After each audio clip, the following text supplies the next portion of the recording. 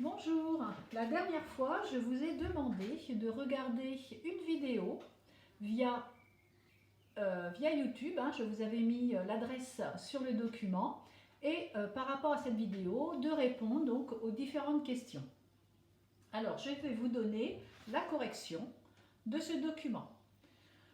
Alors, suite à cette vidéo, l'usine a besoin de combien de pain maritime par jour pour la fabrication? Il fallait répondre 10 camions.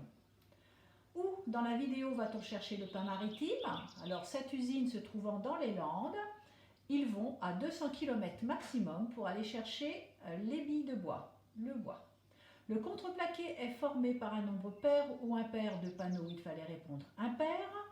Les avantages du contreplaqué, c'est le rapport qualité-prix, ce qui veut dire que pour la qualité du bois que cela rend le contreplaqué, eh bien le prix est tout à fait attractif. Comment appelle-t-on les plis extérieurs des panneaux?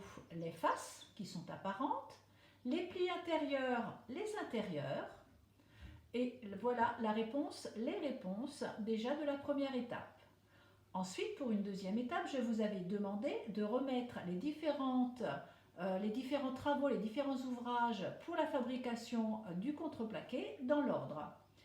Il fallait pour cette étape 2 me répondre 6, 3, 4, 8, 2, 1, 7 et 5. Pour la dernière étape, c'était des définitions. Alors, une étuve, qu'est-ce qu'une étuve? C'est un endroit fermé où on élève la température pour provoquer de la vapeur. Le paillage, ce sont des morceaux de bois fins et longs que l'on dispose souvent au pied des plantes pour couvrir le sol. Et les nœuds que l'on voit dans le bois, eh bien, en vérité, quand l'arbre est sur pied, eh bien, ce sont le démarrage des branches. Quand il y a une jonction entre le tronc et une branche, eh bien, quand on coupe le morceau de bois, cela donne un nœud dans le bois. Voilà les réponses de ce document. Aujourd'hui, je vais vous donner exactement le même travail, mais cette fois-ci, ce n'est pas le contreplaqué que vous allez regarder en vidéo, mais le panneau de particules.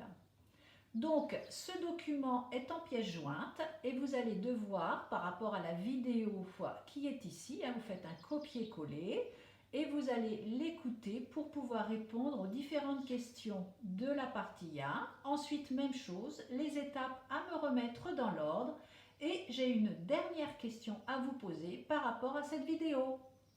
Je vous souhaite du courage et on se retrouve bientôt. Au revoir.